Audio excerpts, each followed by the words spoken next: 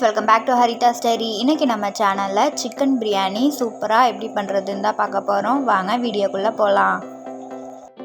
First பிரியாணிக்கு நம்ம சிக்கனை மேரினேட் பண்ணிடலாம். அப்போ தான் அந்த சிக்கனில் உப்பு, புளிப்பு, காரம் எல்லாம் ஏறி சூப்பராக இருக்கும். நான் இன்றைக்கி 1/2 கிலோ ரைஸ்க்கு 1/2 கிலோ சிக்கன் எடுத்திருக்கேன்.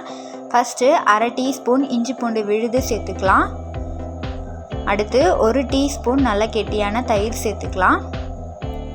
கூடவே 1 teaspoon red chilli powder, 1/4 teaspoon மஞ்சள் தூள், 1/2 டீஸ்பூன் உப்பு சேர்த்து நல்லா மிக்ஸ் பண்ணி ஒரு 1/2 மணி நேரம் நல்லா மேரினேட் பண்ணிக்கலாம்.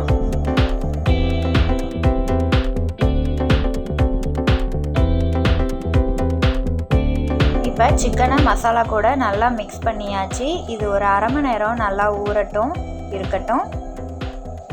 அடுத்து நம்ம பிரியாணிக்கு மசாலா ரெடி பண்ண போகிறோம். நம்ம ஃப்ரெஷ்ஷாக அரைக்கிற மசாலா சேர்த்தோம்னா சூப்பராக இருக்கும். அதுக்கு 1 டீஸ்பூன் மிளகு, 1 டீஸ்பூன் சோம்பு, 2 நட்சத்திர சோம்பு, 6 முந்திரி, 1 பட்டை, ஒரு சின்ன துண்டு கடல் பாசி, 3 கிராம்பு, 1 டீஸ்பூன் கசகசா எல்லாத்தையும் சேர்த்து நல்லா அரைச்சி எடுத்துக்கலாம். கொஞ்சம் தண்ணி ஊற்றி பேஸ்ட்டாகவே அரைச்சி எடுத்துக்கலாம்.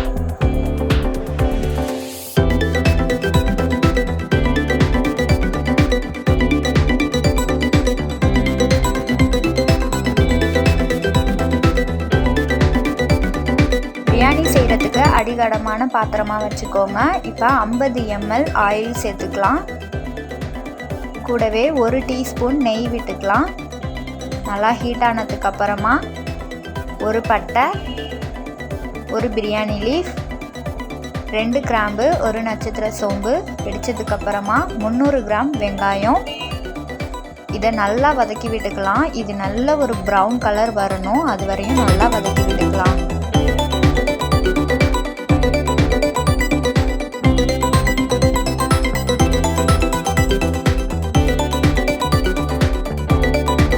பாருங்க, நல்ல ஒரு ப்ரௌன் கலர் கொடுத்துட்டு நம்ம வெங்காயம் இந்த அளவு நல்லா வதக்கிக்கோங்க.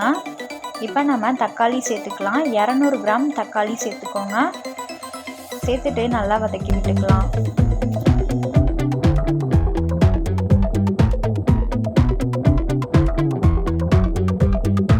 கூடவே ஒரு 4 பச்சை மிளகாய் சேர்த்துக்கலாம்.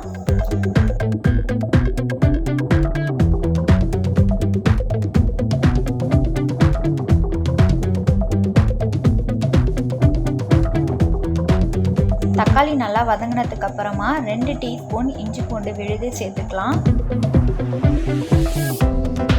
சேர்த்துட்டு இஞ்சி பூண்டோட பச்சை வாசம் போகிற அளவு நல்லா வதக்கி விட்டுக்கோங்க.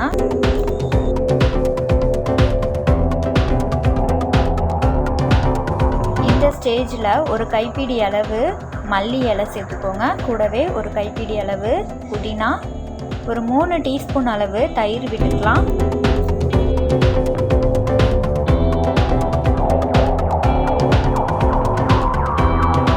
சேர்த்துட்டு நல்லா மிக்ஸ் பண்ணி விட்டுக்கலாம். இப்போ பிரியாணிக்கு 1 teaspoon red chilli powder, 1/4 teaspoon மஞ்சள் தூள், அப்புறம் நம்ம ரெடி பண்ணி வச்ச பிரியாணி மசாலா, நான் தண்ணி ஊற்றி பேஸ்ட்டாக தான் அரைச்சிருக்கேன், அதையும் சேர்த்துக்கலாம். சேர்த்துட்டு நல்லா வதக்கி விட்டுக்கலாம்.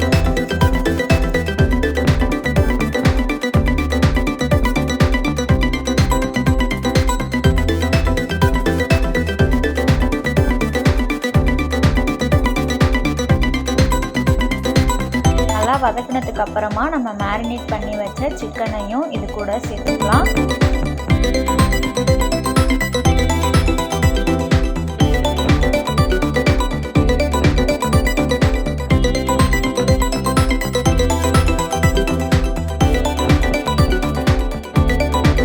பிரியாணிக்கு தேவையான உப்பு சேர்த்துக்கலாம். 1 டீஸ்பூன் உப்பு சேர்த்துக்கலாம். ஏற்கனவே நம்ம சிக்கன் மேரினேட் பண்ணும்போது ஒரு 1/2 டீஸ்பூன் சேர்த்துருக்கோம். ஸோ இப்போ ஒரு 1 டீஸ்பூன் சேர்த்துக்கலாம்.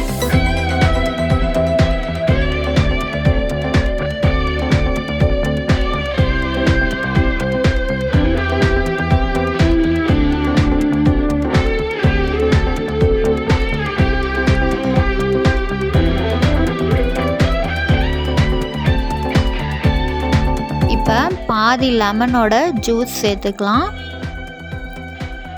சேர்த்துட்டு நல்லா மிக்ஸ் பண்ணிவிட்டு க்ளோஸ் பண்ணி ஒரு 10 மினிட்ஸ் நல்லா குக் பண்ண விடலாம். இப்போ ஓப்பன் பண்ணி பார்ப்போம். சிக்கனில் நல்லா எண்ணெய் பிரிஞ்சு வந்திருக்கு பாருங்கள். இந்தளவு நல்லா குக் பண்ணிக்கோங்க. இடையில திறந்து பார்த்து வதக்கி விட்டுக்கோங்க. அப்போ தான் வந்து அடிப்பிடிக்காமல் இருக்கும். இப்போ நம்ம அரிசி சேர்த்துக்கலாம். நான் 1/2 கிலோ சிக்கனுக்கு 1/2 கிலோ பாஸ்மதி ரைஸ் ஒரு 1/2 அன் ஹவர் நல்லா ஊற வச்சு வாஷ் பண்ணி எடுத்திருக்கேன். இப்போ இதை மசாலா கூட சேர்த்துக்கலாம்.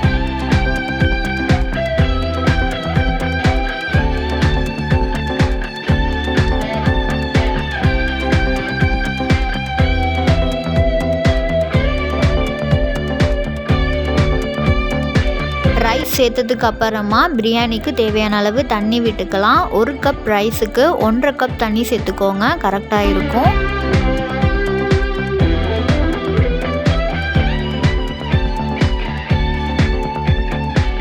தண்ணி விட்டுட்டு லைட்டாக மிக்ஸ் பண்ணி விட்டுக்கலாம். ரொம்ப மிக்ஸ் பண்ணிங்கன்னா அரிசி உடஞ்சிரும். ஸோ மெதுவாக லைட்டாக மிக்ஸ் பண்ணி விட்டுக்கலாம். இது நல்லா கொதிச்சு தண்ணி வற்றி வரட்டும்.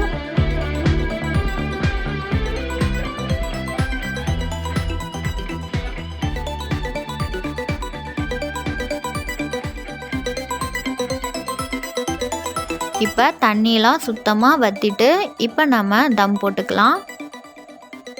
நல்லா ப்ரெஸ் பண்ணி விட்டுக்கோங்க. யூஸ் பண்ணாத தோசை தவா கீழே வச்சுக்கோங்க. மேலே பிரியாணி மேலே வந்து வெயிட்டுக்காக நான் ஒரு பாத்திரத்தில் தண்ணி வச்சுருக்கேன். இது 10 நிமிஷம் சிம்மில் அப்படியே குக் ஆகட்டும். இப்போ 10 மினிட்ஸ் ஆகிடுச்சு. ஓப்பன் பண்ணி பார்க்கலாம். அவ்வளோதான், சூப்பரான சிக்கன் பிரியாணி ரெடி ஆகிட்டு கடைசியாக கொஞ்சமாக கொத்தமல்லி தூவிக்கலாம்.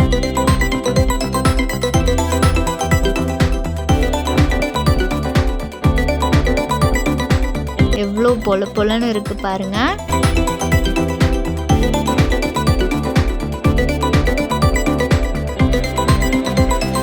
இது சூடாக நல்ல வாழை இலையில் பரிமாறுங்க, அட்டகாசமாக இருக்கும்.